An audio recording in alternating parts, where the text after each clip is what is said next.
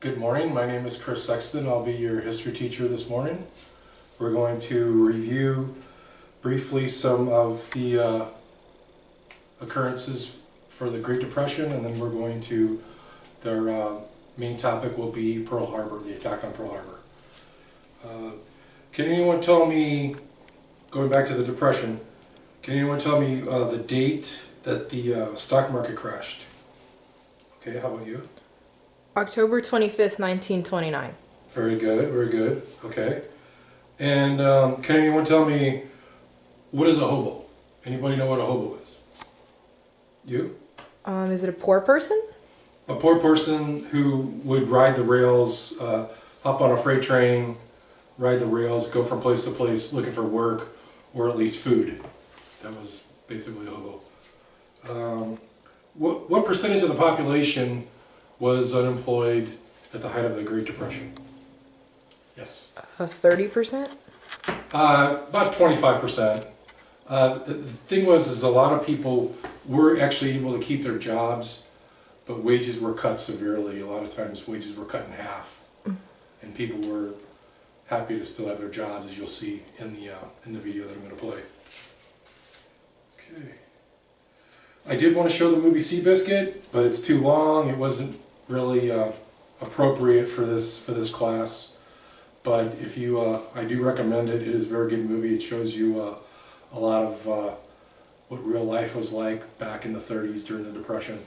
I'm going to show a short YouTube video that does document a lot of the Great Depression. The 1930s was a difficult time for most Americans. They were struggling to feed and clothe themselves as well as their children. So, and some families were broken up. There were families that were broken up because they had to send their children to different parts of the country to stay with relatives because they were having such a hard time feeding and clothing their kids. It's pretty sad. Okay, it was people would have a great job one day, and then a couple weeks later, a month later, they're struggling to put food on the table. It's a pretty sad situation. So I'm going to show the video.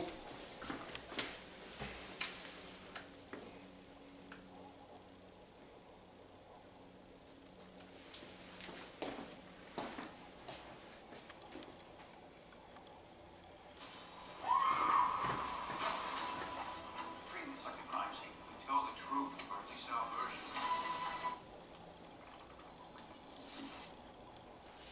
Every family was different in the 1930s, but there were some things that many of them had in common. What was day-to-day life like in the 1930s? What did families do? A typical family during the Great Depression would have consisted of a father, mother, and several children. The average day would commence with the father of the family leaving for work. That is, of course, if he was lucky enough to still be employed. Shortly after he had left, the children would leave for school. Most children walked to school or rode the school bus. The mother of the family usually did laundry on Monday mornings. Some families had new, labor-saving washing machines, but washing clothes by hand was still common. The clothes were hung out to dry on a clothesline. Tuesday was ironing day. Some families had electric irons, but many women still used a heavy, black, flat iron that was heated on the stove. The most common form of entertainment was the radio. Radio programs would entertain families throughout the day with various kinds of programming. During the day, soap operas would interest mothers while they worked in the home. After school, action and adventure programs for kids were common. In the evening, programs that the entire family might enjoy would take over the airwaves.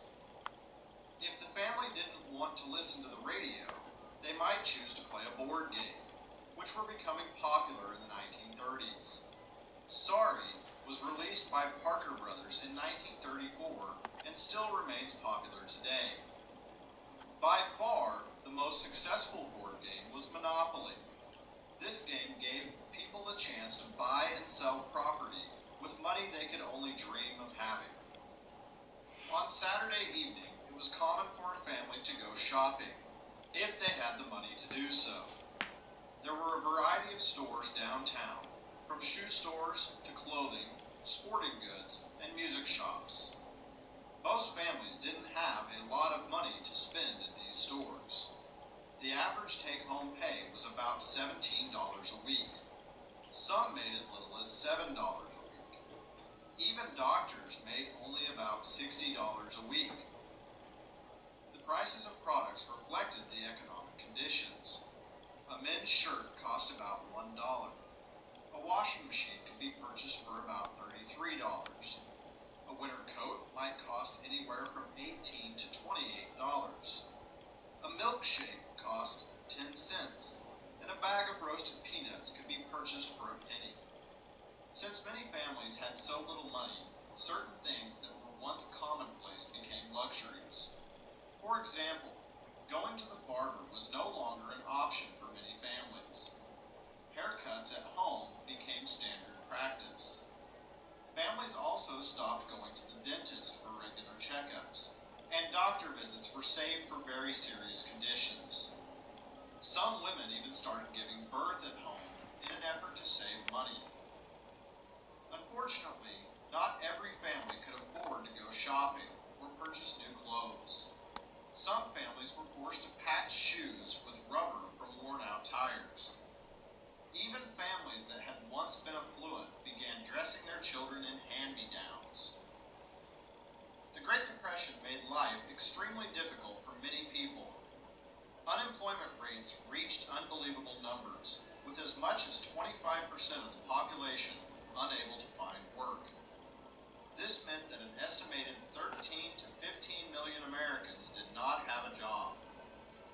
Those looking for work were desperate. A business would advertise for 6 positions that needed to be filled, and more than 15,000 applicants would apply. Some of those who couldn't find work began riding the rails. Known as hobos, they illegally boarded boxcars on trains, hoping to find work in the next town. Those who were fortunate enough to keep their jobs saw their wages slashed by as much as 60%. A worker who had once made $1 an hour would be reduced to 40 cents and be happy to have it. All across the nation, fathers who had once held important positions in companies were now searching dumpsters for their family's next meal. Food was scarce for many. Cabbage soup became a common meal. Meat and vegetables could no longer be afforded. Some families even resorted to taking turns eating. Some members of the family would eat on Mondays, Wednesdays, and Fridays, while others would eat on Tuesdays, Thursdays, and Saturdays, with perhaps the entire family eating together on Sunday. In order to cut heating costs, families resigned to heating only one room of their house. They used many different heating sources, from wood to coal that they had found, or even corn cobs. In an effort to save money, many families shared homes. Some younger children were sent away to live with relatives in a different part of the country. In other cases, kids as young as 13 were told to leave home and go find work. Obviously, every family was different, and each had its own set of circumstances. However, each family did everything it could to make it through one of the most difficult times in American history.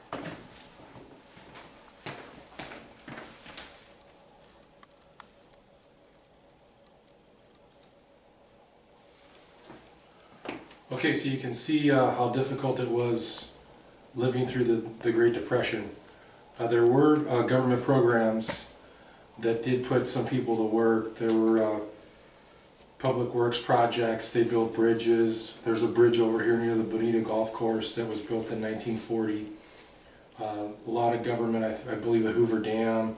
There were a lot of projects funded by the federal government to put people to work, because it was that serious. That's the backdrop of World War II. A lot of people were out of work at the time, but they couldn't believe what was going on in Europe. transitioning over to Hitler, the things that were going on in Europe with Hitler and Germany, people didn't want to believe it. People were still had vivid memories of what happened during World War I.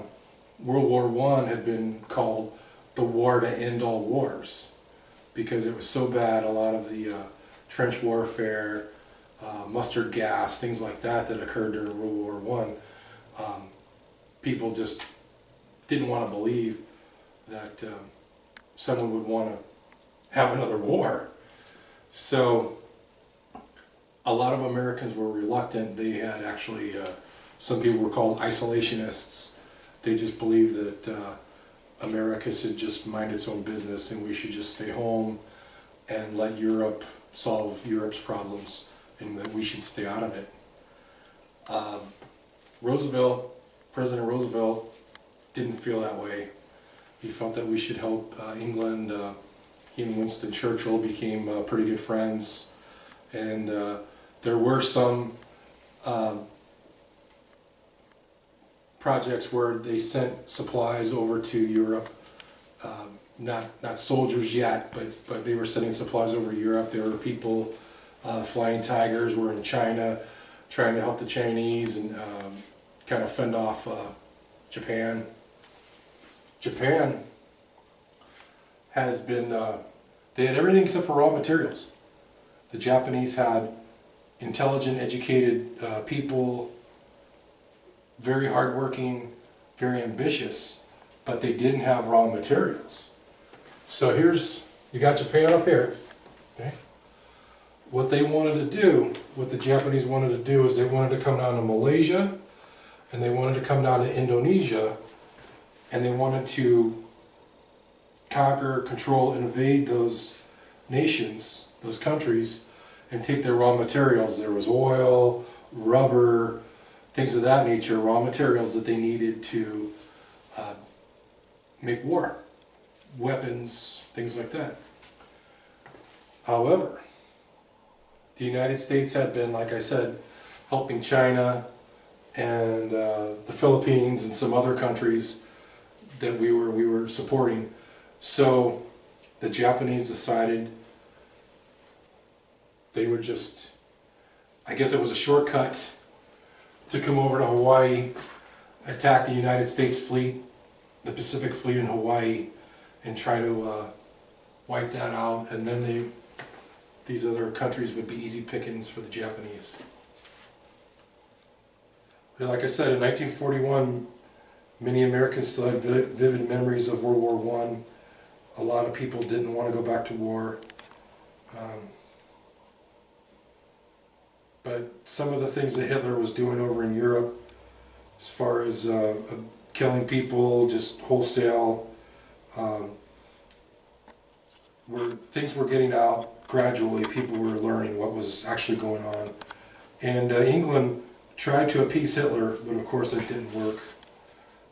Fought him a little time, but not much. You had the Axis powers in Europe. Germany, Italy, and Japan formed the Axis powers. Italy was the weak link out of the three. They weren't as strong as Germany and Japan. Mussolini, the leader of Italy, he liked power, he liked conquest. If there was easy conquest like Northern Africa, he had a few skirmishes up there, but he didn't have the taste for war that Germany and Japan wanted domination. Mussolini was, he was a playboy. He actually married the daughter of his father's mistress. Think about that one. So Mussolini had other things on his mind, and Hitler at first was a big fan of Mussolini, but after they got to know each other, Hitler became less and less impressed with Mussolini. Anyways, so what's now Malaysia and Indonesia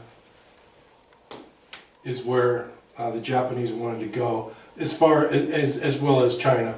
They had already invaded China. Japan wanted to invade the Philippines, Dutch East Indies, British Malaysia, which were what they were called at that time. for their abundance of raw materials such as oil and rubber. But the Japanese felt that they had to take out the U.S. first. For that reason, they decided to surprise attack on Pearl Harbor. The Americans, now there are different theories on this. Some, I don't know if you would call them conspiracy theories, but there were too many ships, too many large ships anchored at Pearl Harbor. They'd moved a couple of big ships, aircraft carriers, from San Diego to Hawaii. Too many eggs in one basket. It was, for whatever reason, it was a bad decision. Strategically, not smart at all. So on Sunday morning, December 7th, 1941, the Japanese knew that they would catch the United States sleeping. There was a radar outpost. Radar was new at the time.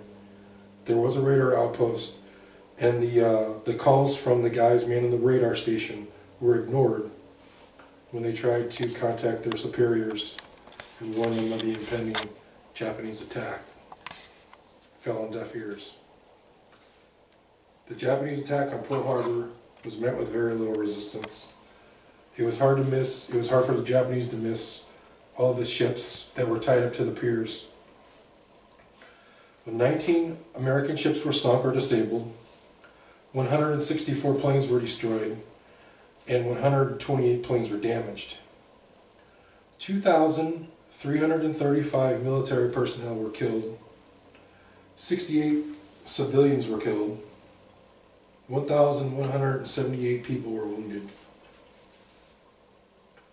As I said earlier, many Americans were reluctant to go to war because of memories of World War I, which had ended only 23 years earlier. Some Americans had become isolationists, which means that they just wanted to stay out of it, stay home and mind their own business, not fight except to defend the United States. The Pacific Fleet at Pearl Harbor was just too good of a target for the Japanese to pass up. The Japanese attack on Pearl Harbor catapulted the United States into World War II. The next day, on December the 8th, Congress declared war. I think today it would take a month. But anyway, they got it done quickly back then. Some of the important naval battles: there was a Battle of Coral Sea, which was May 7th and 8th, 1942. The Battle of Coral Sea was the first battle between American and Japanese navies. American and Japanese aircraft carriers. Then there was the Battle of Midway, June 4th, 1942. And the Battle of Leyte Gulf was October 23rd through 25th, 1944. And Battle of Leyte Gulf was the largest naval battle in history. Eventually the Japanese surrendered on board the USS Missouri, BB-63, on September 2nd, 1945 in Tokyo Bay. So, the question I'm asking now is, did any good come of the war? Does anybody know anything, any positives that came out of the war? No. Okay. Some technological advancements did come out of the war. Radar, as I mentioned earlier. Radar is an acronym for radio detection and ranging. That's how we know when another plane or another ship is coming. Penicillin was invented during World War II. The jet engine was invented. The computer. And last but not least, nuclear power. Okay. So now we're going to watch another video. This is an excerpt from the movie Tora, Tora, Tora, which is about the attack on Pearl Harbor.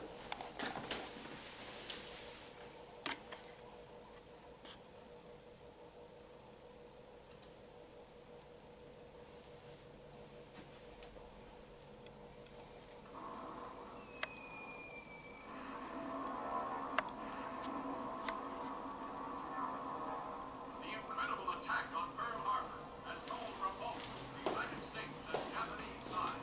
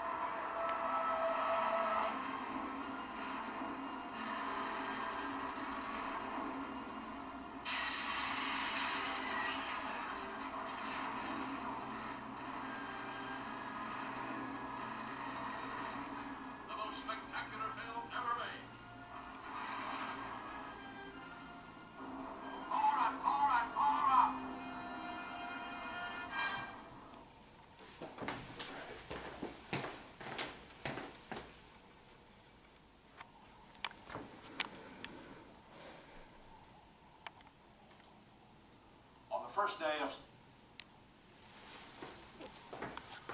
Okay, thank you for viewing this video. I hope that you enjoyed it, and I hope that you learned something about World War II. Thank you.